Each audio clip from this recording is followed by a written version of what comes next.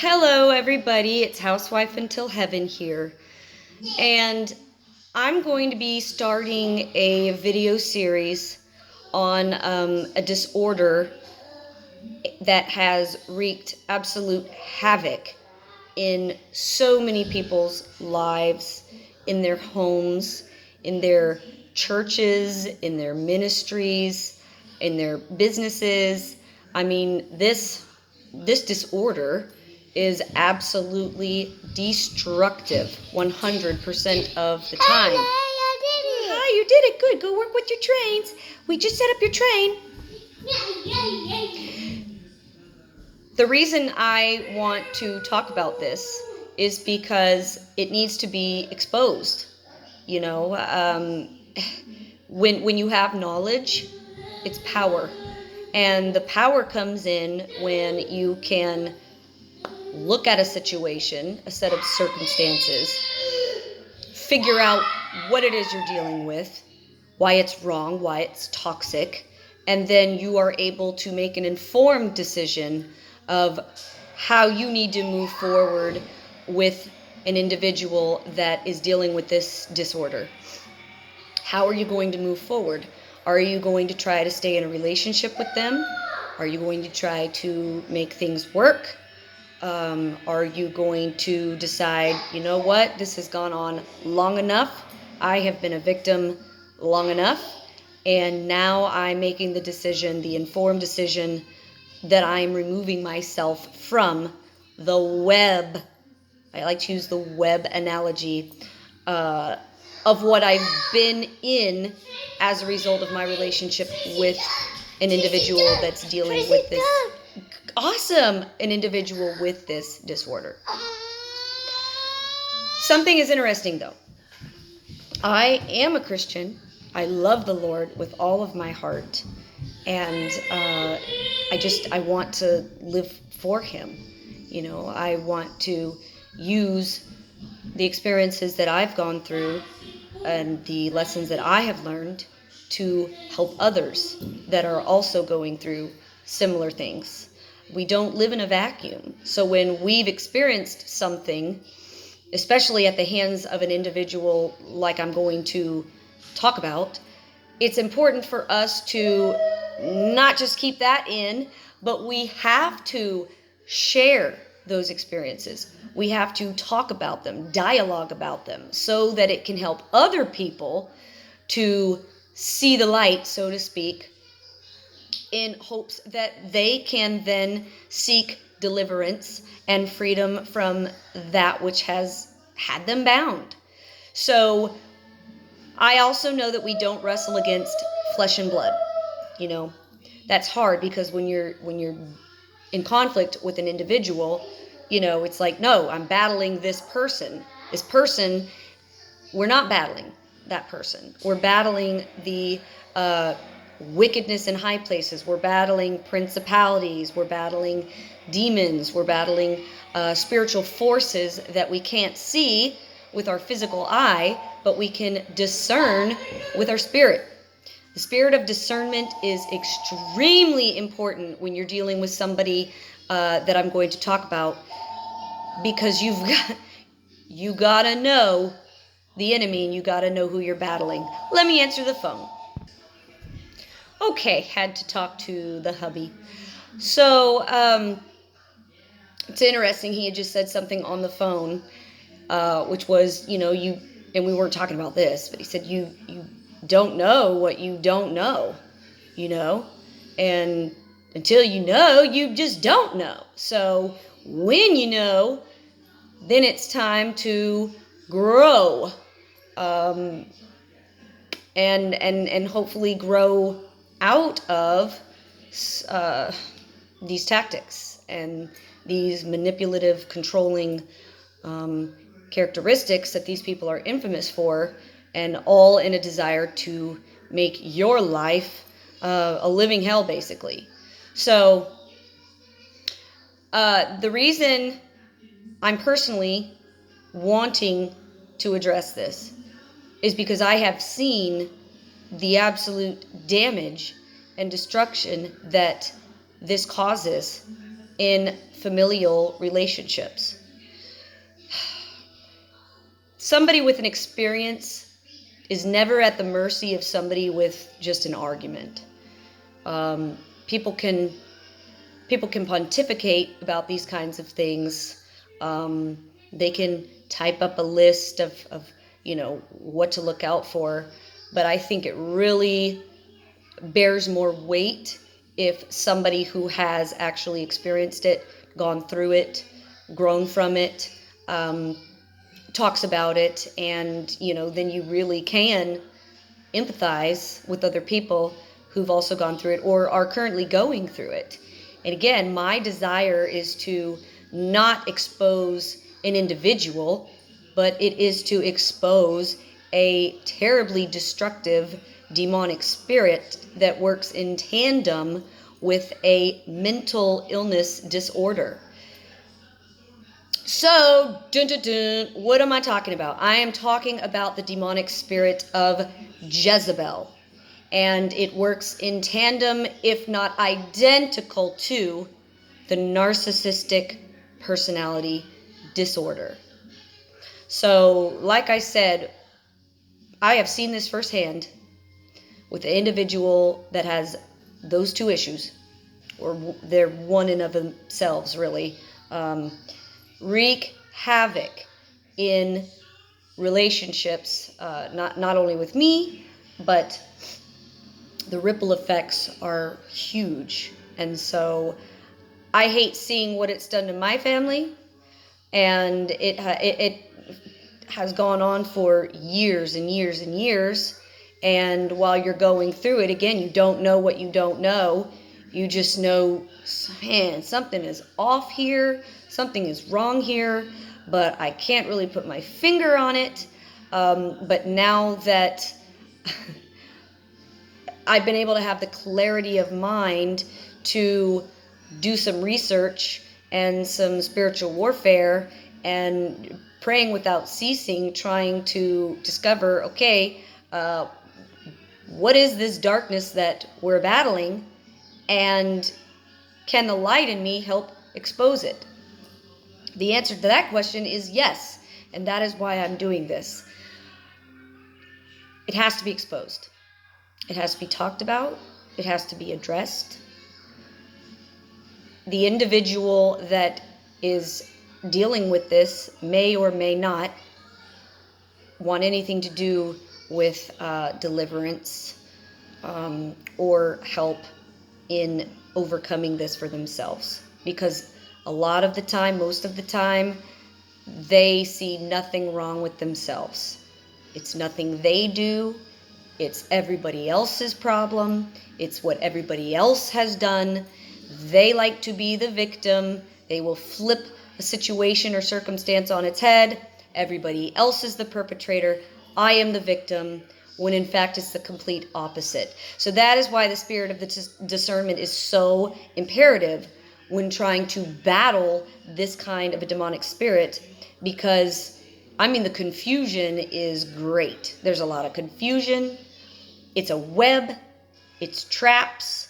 They're implemented on purpose. And so you've got to have the spirit of discernment to know what you're dealing with.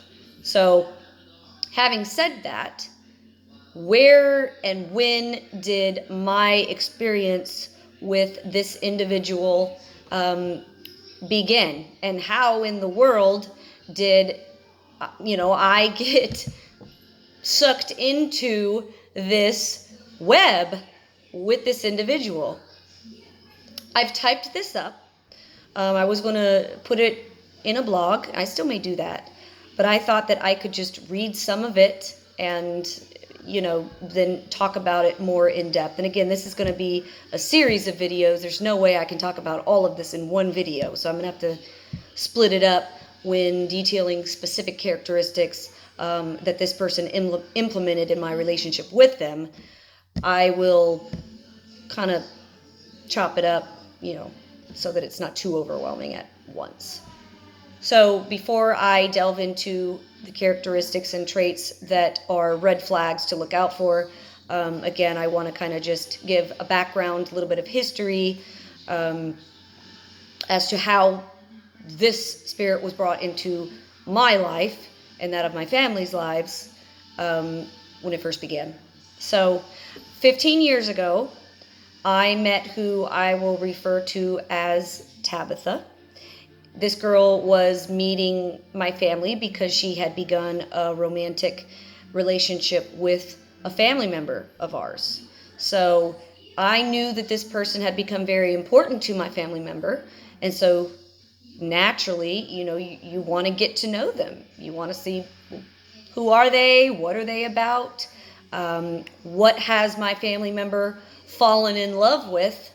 And, do I think that this is a good fit for them? So that's how we met.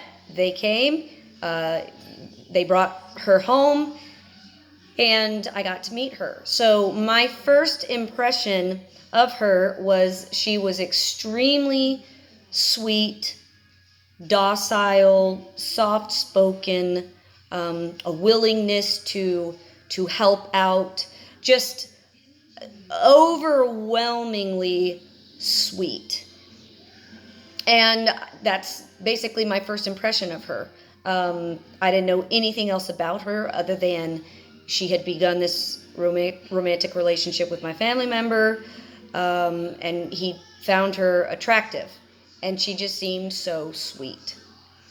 When you're dealing with a narcissist or somebody with the Jezebel spirit, they, unfortunately, the truth of the matter is, they may look innocent and be widely known as being very helpful and friendly, but they're actually very deceitfully cunning and subtle, like they're trying to gain ground and favor. So the initial impression of, wow, she's just so nice and so sweet, that is calculated from the very beginning. So red flag, number one, and it's not saying that if somebody is nice and sweet when you first meet them, that they're dealing with a Jezebel spirit. But if you're dealing with somebody, you meet somebody that is just like over the top, overly sweet, overly interested in you and who you are and what your interests are and what you enjoy to do or what you don't like to. If they are over the top interested, that's a red flag. Okay, so unfortunately, that slowly became more and more apparent with her as time went on. So as time went on, we had so much in common. That's calculated. But we had so much in common. Anything that I enjoyed doing that I liked, so did she. Anything that I disliked, didn't enjoy doing, so did she. It was as if I had met my twin. Like, seriously. I had never met somebody that was so similar to myself. Or so I thought. So, red flag number 2. After they have been so interested and nice and sweet and helpful and engaged with you, if they start to, like a chameleon, if they start to morph into who you are or try to take on your identity, that is a huge red flag. If they're not able to stand firm in who they are, who they were created to be, and instead you just see them trying to mimic everything you do, that is a huge red flag. So, at first I really didn't think anything about it, just other than the fact, wow, we are so similar, So if I had something happen to me and I was sharing it, she would say, oh, I had the same thing happen, or me too, or I was just about to say the same thing. Okay, it was as if my stories were her stories. It was as if I hadn't experienced anything that she herself also hadn't experienced. Okay. It was remarkable. So, wow, my family member had found somebody that was identical to myself. So I thought that must explain, why they get along so well. So again, she took a lot of interest in things that I was doing, and then she morphed into being a counterfeit me. So the truth of the matter is, a Jezebel is secretly compulsive, and they desperately stalk those that they envy. They're obsessive in finding every little detail about those that they hate. So that was really what was going on. The person with the spirit will try to find out even the smallest details about their opponent. Unfortunately, I became an opponent to her, to use for a plot, as they are demonically intelligent. Why are they demonically intelligent? Because they've been taken over by a demonic spirit of Jezebel in our case. So demonically intelligent, and they will keep information for years before using it against their victim.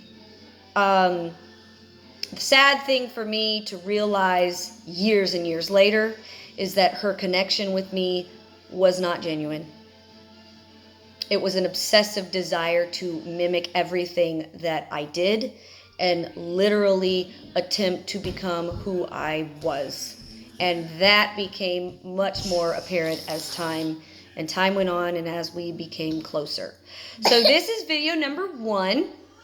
And it's already 17 minutes long. So I will stop this now and go to video number 2 in the series and pick up where we left off. I hope you guys will join me, and I hope that by me sharing my experience with you all, that maybe you guys will have a light bulb moment and you will be able to see the light and realize that's exactly what I've been dealing with at the hands of somebody else. So part 2 is coming up.